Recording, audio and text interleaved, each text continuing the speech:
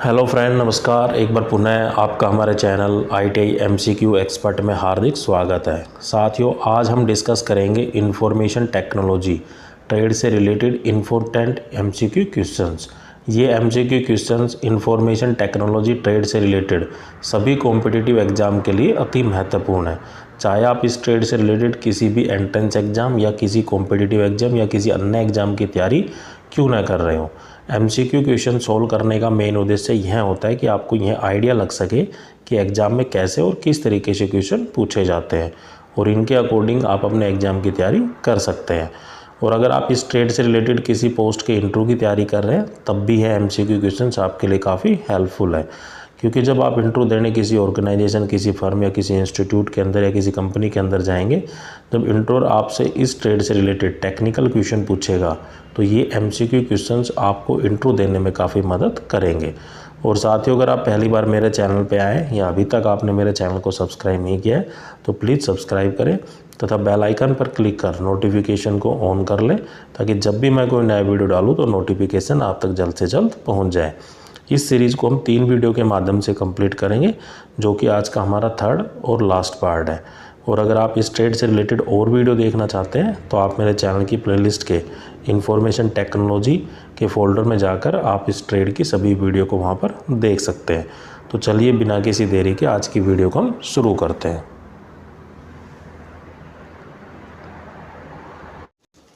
तो आज का हमारा फर्स्ट क्वेश्चन है, in order to prevent the distortion of the output signal after amplification the input signal must B.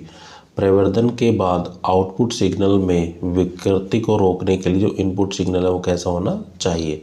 तो in order to prevent the distortion of the output signal after the amplification the input signal must be lie with the negative and the positive saturation level of the amplifier। संवर्धन के नकारात्मक और सकारात्मक संतृप्ति स्तर पर निर्भर होना चाहिए। तो राइट आंसर होगा हमारा ऑप्शन सेकंड।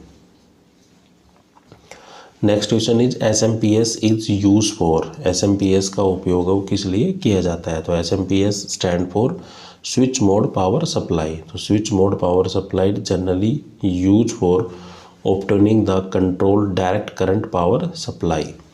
नियंत्रित DC विद्युत आपूर्ति प्राप्त करने के लिए हम स्विच मोड पावर सप्लाई का इस्तेमाल करते हैं। तो राइट आंसर होगा हमारा option third. Next question is in an ideal differential amplifier if the same signal is given to the both input then output will be. आदर्श जो डिफरेंशियल एम्पलीफायर में यदि दोनों इनपुट को एक संकेत दिया जाता है तो जो आउटपुट है वो कितना होगा। तो जो आइडियल डिफरेंशियल एम्पलीफायर का if the same signal is given to both the input then output will be 0। तो राइट आंसर होगा इसका हमारा option third. Next question is the modulation is done in. Modulation में क्या किया जाता है। तो modulation is done in the transmitter. Modulation transmitter में किया जाता है। तो राइट आंसर होगा हमारा option first.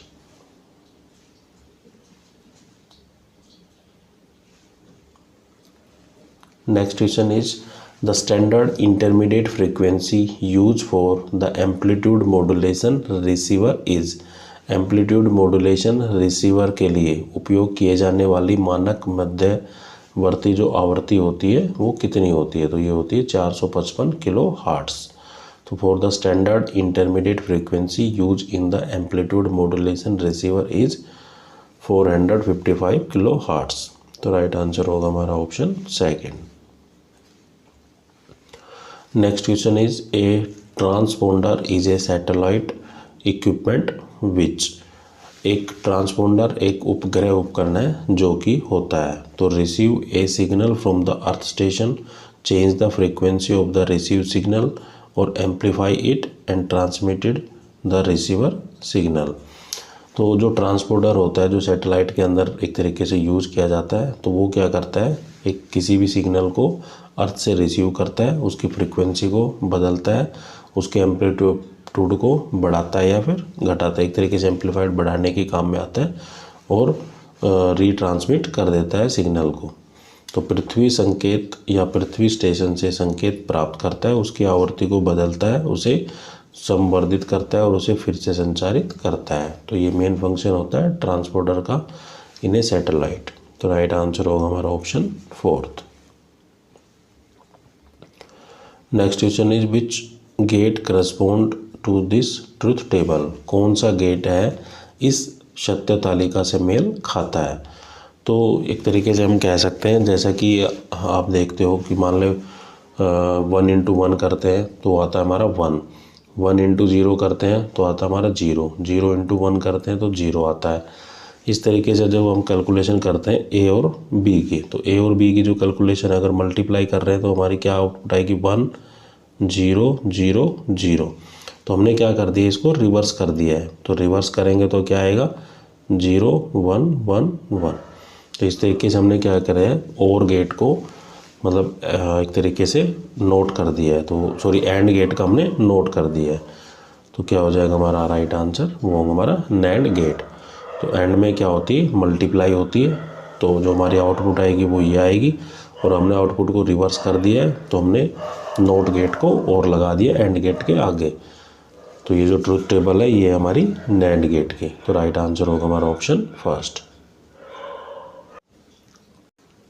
Next question is a register is defined as. एक रजिस्टर को किस रूप में परिभाषित किया जाता है।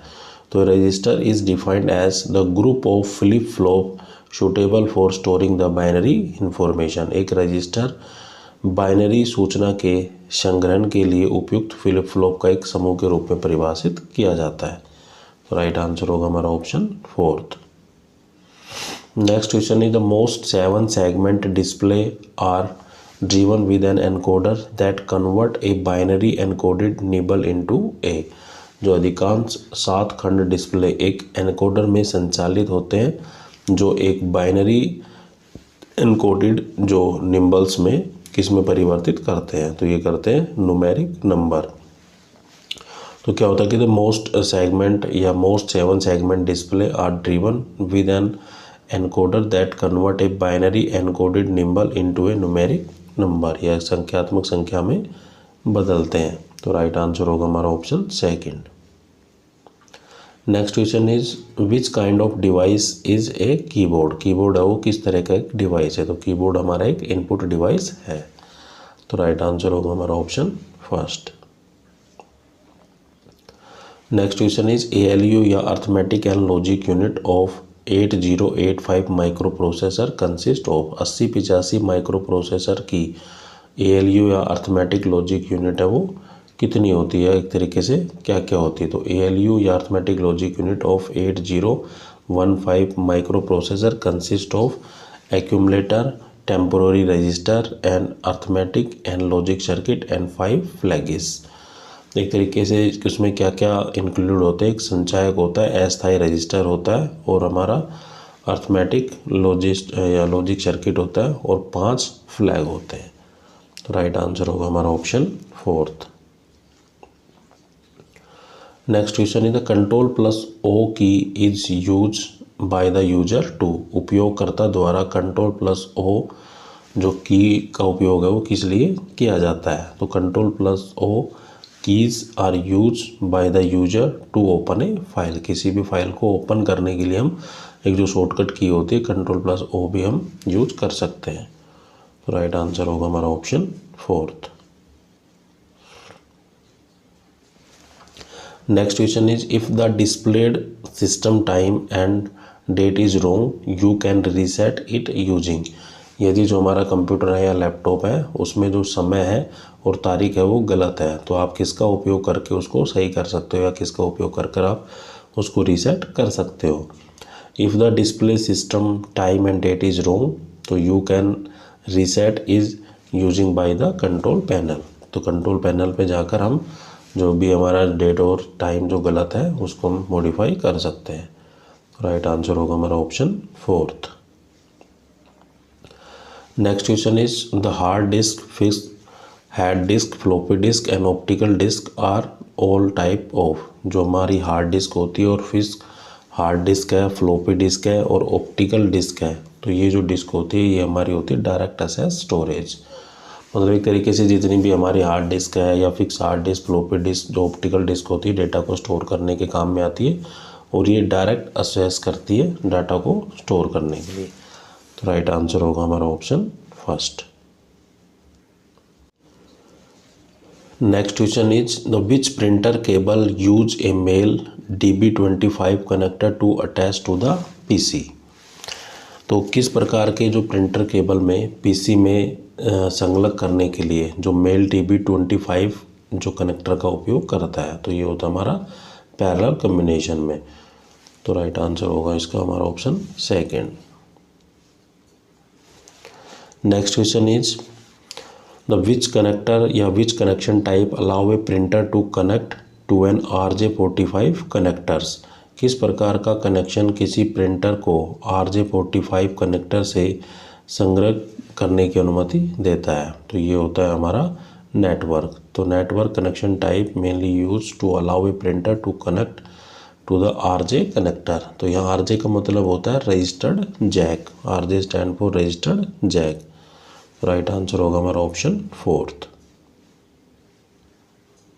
Next question is in the given picture the LAN is. दिए गए चित्र में जो लैन है वो क्या है, तो लैन होता है हमारा लोकल एरिया नेटवर्क। तो इसमें क्या है कि इंडिकेट किया गया है A, B और C से। ये A है, ये B है, ये C है। तो ये पूछ रहा है कि हमारा जो गिवन पिक्चर है उसमें लैन कौन सा है, तो LAN is denoted by the B। तो राइट आंसर होगा हमारा option second.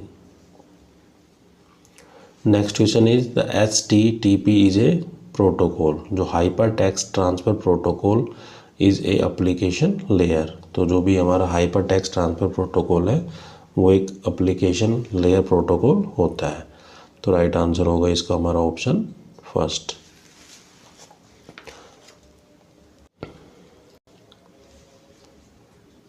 Next question is name the button in the picture. चित्र में दिए गए बटन का नाम बताइए।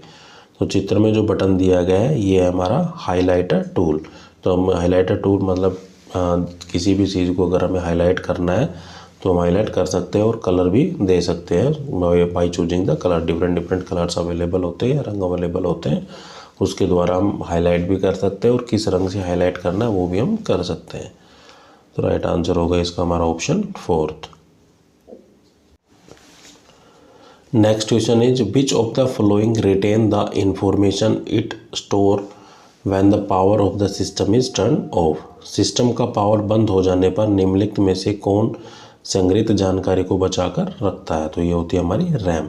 तो जब भी हम अगर काम कर रहे हैं सिस्टम के ऊपर और अचानक हमारा जो कंप्यूटर वो बंद हो जाता है तो जो डाटा को टेम्परेरी तरीके से स्टोर रखता है तो वो रखते हैं हमारी रैम मेमोरी। तो राइट आंसर होगा हमारा ऑप्शन सेकेंड। तो random access memory is mainly used to retain the information it store when the power of the system is turned off. Next question is BIOS is used for। जो basic input output जो system होता है वो mainly use करता है या किसका इस्तेमाल करता है, तो basic input output system is use for the loading operating system. Basic input output system loading operating system का इस्तेमाल करता है। तो राइट आंसर होगा हमारा option second. Next question is the 4 bulbs of 40 watt each are connected in series with a battery across them, then which of the following statement is true. तो एक 40 वाट के 4 बल्बों को एक श्रृंखला क्रम में जोड़ा गया है और उसके साथ बैटरी कनेक्टेड की गई है, निम्नलिखित में से कौन सा विवरण है वो सही है। तो the current throw each bulb will be same. तो जब भी हमने मान लीजिए यहाँ पे 4 बल्ब लिए हैं, एक की जो कैपेसिटी है 40 वाट है, सभी को आपस में कनेक्टेड सीरीज कनेक्शन में किया गया और बैटरी लगाई गई है। तो जो करंट पास होगा सभी बल्ब्स के उसमें क्या है कि समान करंट है वो पास होगा। तो the current through the each bulb will be same if they are connected in the series. तो राइट आंसर होगा हमारा option first. Next question is the atoms with fewer than the 4 valence electron are. 4 से कम संयोजन क्षमता वाले electron वाला जो परमाणु है वो क्या कहलाता है, तो ये कहलाता है हमारा कंडक्टर। तो atom with fewer than the 4 valence electron are the conductor. तो राइट आंसर होगा हमारा option third. Next question is the which motor can not be started on no load. किस प्रकार के मोटर को किसी लोड पर नहीं चलाया जा सकता। तो ये मोटर होती है हमारी सीरीज मोटर। तो series motor can not be started on no load condition. तो राइट आंसर होगा हमारा option second. Next question is the noise resulting from the vibrations of lamination set by magnetic force then it is term as. चुंबकीय शक्तियों द्वारा निर्धारित lamination के कंपन से उत्पन्न ध्वनि को क्या कहा जाता है। तो the noise resulting from the vibration of lamination set by the magnetic force is term as the hum. तो राइट आंसर होगा हमारा option third. Next question is in a 3-phase star delta transformer what is the angle difference between primary and the secondary phase voltage. एक 3 phase वाले star delta transformer में प्रारंभिक और द्वितीयक phase voltage के बीच कौन अंतर है वो कितना होना चाहिए। तो ये जो एंगल होता है वो होता है delta side lag by the 30 degree. तो इन 3-phase star delta transformer the angle between the primary and the secondary phase voltage will be the delta side lag by the 30 degree. तो राइट आंसर होगा हमारा option fourth. Next question is the power factor will be leading in case of. किस स्थिति में power factor lead करता है या रहता है। तो ये होता है डाइलेक्ट्रिक हीटिंग में। तो the power factor will be leading in case of dielectric heating. तो राइट आंसर होगा हमारा ऑप्शन थर्ड।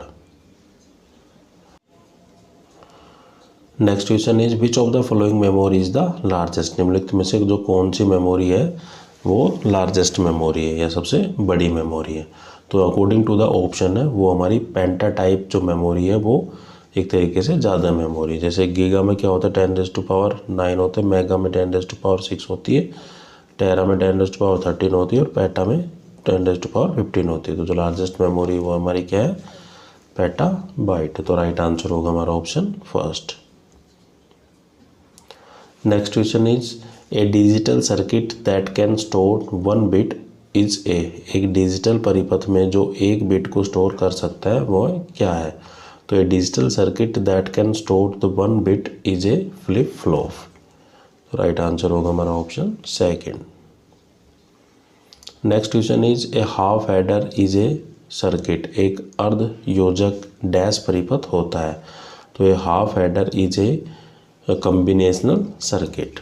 तो राइट आंसर होगा हमारा option first. Next question is a small circle और a dot on the top of the integrated circuit represent. जो IC होती है जो हमारी इंटीग्रेटेड सर्किट होता है कि ऊपर एक छोटा सा वृत्त अथवा बिंदु है वो क्या बताता है। तो ये बताता है हमें पिंस। तो ए स्मॉल सर्कल और a dot on the top of the IC represent the pin 1। तो राइट आंसर होगा हमारा option fourth. Next question is which of the following speeds up the disk by rearranging the file and free space in the computer. निम्नलिखित में से कौन computer में फाइलों और मुक्त स्पेस को पुनः व्यवस्थित कर डिस्क की गति की स्पीड को बढ़ाता है। तो ये बढ़ाता है हमारा डिस्क रीफ्रैगमेंटर। तो disk refragmenter mainly use to एक तरीके से जो speed up the disk by rearranging the file and free space in the monitor. तो राइट आंसर होगा हमारा option first. Next question is dash insert a hyperlink in the Excel format Excel documents. तो किसी Excel documents में hyperlink सम्मिलित कराता है। तो ये जो कराता है ये कराता है हमारा Ctrl+K। तो एक जैसा कि आपने देखा होगा कि मान लो कोई भी फाइल है तो उसमें एक हाइपर लिंक दे दिया जाता है। मान लो उस पर हम क्लिक करते हैं तो किसी साइट के ऊपर हम चले जाते हैं। तो Ctrl+K is a shortcut mainly use to insert a hyperlink in the Excel documents या वर्ड या किसी में भी हम इंसर्ट कर सकते हैं। तो राइट आंसर होगा हमारा option first.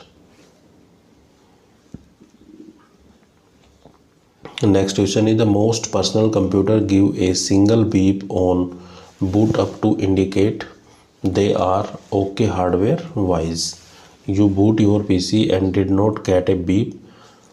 What should be first check? जो अधिकांश PC बूट अप के समय एक बीप की आवाज़ देता है और ये बताता है कि उसको हार्डवेयर है वो सही है, लेकिन एक तरीके कई बार जब भी हमने मान ली बूस्टअप किया तो उसने बीप नहीं की, तो आप सबसे पहले क्या करेंगे या किस चीज़ को आप चेक करेंगे? तो हम चेक करेंगे रैम को, तो यहाँ रैंडम एक्सेस मेमोरी को। तो राइट आंसर होगा हमारा ऑप्शन सेकंड।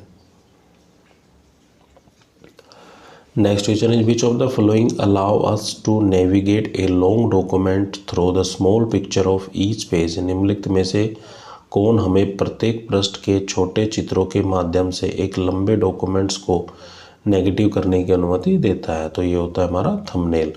तो आपने देखा होगा कि जो आपने वीडियो के ऊपर भी देखा होगा कि मतलब एक तरीके से जो वीडियो के अंदर क्या है, एक तरीके से शॉर्ट इन्फॉर्मेशन बताई जाती है कि हम इस वीडियो में ये चीज़ इंक्लूड करेंगे।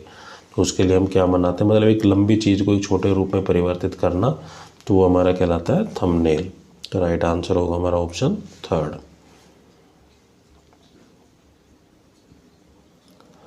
Next question is the following process determine the amount of the memory present, date and time and which communication port and display adapter are installed in a microcomputer. निम्नलिखित प्रक्रिया विद्यमान memory की मात्रा, तारीख, समय और एक माइक्रोफोन कंप्यूटर के लिए कौन सा सॉफ्टवेयर एक तरीके से इंस्टॉल किया जाता है?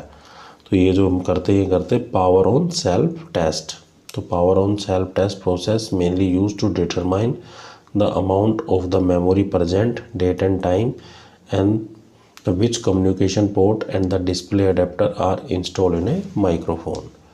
तो राइट आंसर होगा हमारा option second. Next question is the example of magnetic material use in delta storage device. आंकड़ों के भंडारण में प्रयुक्त उपकरणों में प्रयुक्त चुंबकीय सामग्री का जो उदाहरण है वो क्या है? तो ये होता है CrO2। तो CrO2 एक तरीके से हम कह सकते हैं ये होता है हमारा क्रोमियम ऑक्साइड। तो chromium oxide is an example of the magnetic material that is use in the data storage devices. तो राइट आंसर होगा हमारा option second.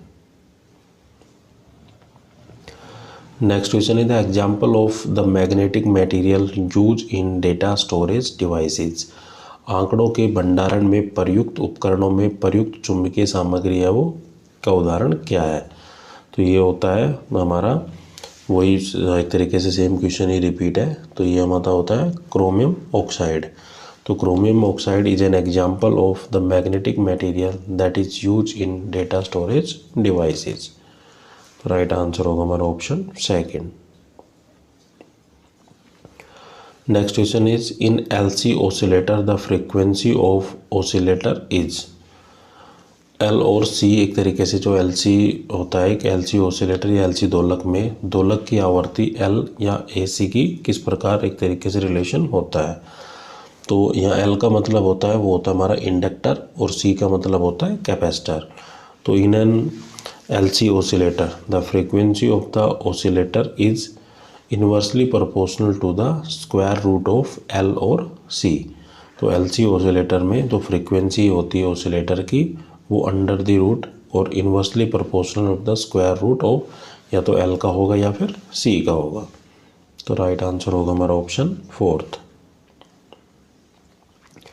Next question is in a TV receiver the device use for tuning the receivers to the incoming signal is. TV receiver में incoming signal के receiver को tune करने के लिए उपयोग किया जाने वाला जो उपकरण है वो कौन सा है? तो ये होता है हमारा वेक्टर डायोड। तो right answer is option first. Next question is in JK flip flop if J is equals to K the resulting flop is refer to as.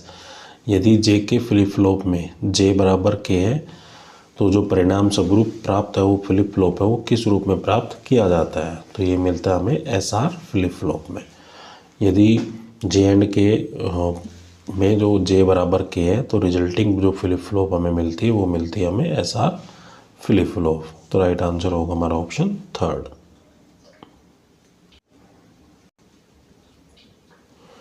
Next question is the what terminal value is required to produce an output X. X एक तरीके से जो output उत्पन्न करने के लिए, प्राप्त करने के लिए कितने दशमलव मान की हमें आवश्यकता होती है। तो 5 मान की आवश्यकता पड़ेगी अकॉर्डिंग टू द जो चित्र दिया गया है उसके अनुसार। तो राइट आंसर होगा हमारा option fourth. Next question is the block diagram, या एक तरीके से जो ब्लॉक जो डी दिया गया है इन द गिवन डायग्राम, दिए गए चित्र में जो ब्लॉक डी है वो किसको इंडिकेट करता है। तो जो ब्लॉक डी है वो इंडिकेट कर रहा है हमारी मेमोरी यूनिट को। तो राइट आंसर होगा हमारा option fourth. Next question is the maximum length of docs command use by an optical parameter is. किसी भी वैकल्पिक पैरामीटर का उपयोग करते हुए जो डिस्क ऑपरेटिंग सिस्टम कमांड की जो अधिकतम लंबाई है वो कितनी हो सकती है। तो the maximum length of the disk operating system command using by the optical parameter is 127 characters. तो राइट आंसर होगा हमारा option third. Next question is when you start up the computer the boot up storage at which the basic input output system versions manufacture and data are displayed on the monitor is called।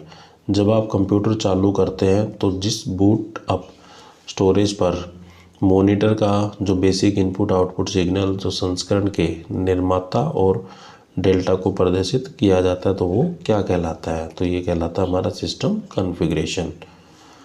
Right answer होगा हमारा option third. Sorry, इसका जो right answer होगा वो होगा power on self test. POST बोलते हैं उसको, power on self test. Next question is which of the following are the fastest method to transfer the large file such as video and audio from a peripheral to the computer. इनमें से कौन सा तरीका बड़ी फाइलें जैसे video और audio को एक कंप्यूटर से कंप्यूटर में स्थानांतरित करने का जो सबसे अच्छा तरीका होता है।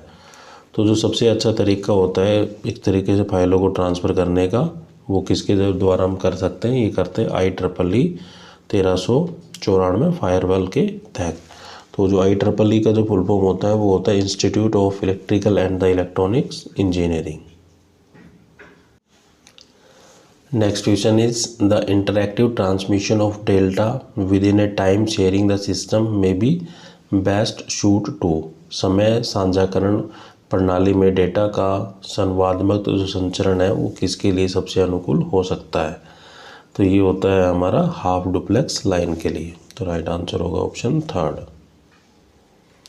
Next question is the which address is use in an internet employs in TCP/IP protocol. तो ट्रांसमिशन कंट्रोल प्रोटोकॉल और इंटरनेट प्रोटोकॉल वाले इंटरनेट के लिए किस एड्रेस का उपयोग किया जाता है। तो इसमें जो हम एड्रेस यूज़ करते हैं वो फिजिकल लॉजिकल एड्रेस भी होता है, पोर्ट एड्रेस भी होता है और स्पेसिफिक एड्रेस भी होता है। तो जो सारे ऑप्शन है वो सही हैं।